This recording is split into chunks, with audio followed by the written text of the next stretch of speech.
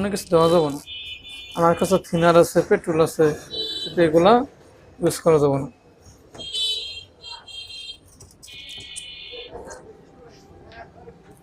Petrol বা thinner use করলে গ্লাসে দাগ পড়ে যাব। তো প্রথমে আমি গ্লাস কিনারে লাগাই নিয়েছি কটন বাডে, এখন আমি মুছে নেব এইভাবে।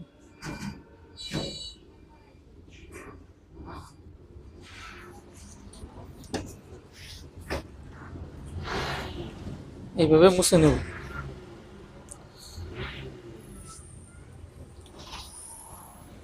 দেখতে পাচ্ছেন যে অনেক ময়লা, দেখছেন কালো হয়ে গেছে। এই ধুলার জন্য লেখাতে আপনি কাগজে লেখা কালি আসে না, লেখা হয় না। কোনটা সেক্ষেত্রে আমি আরেকটা কটন ইউজ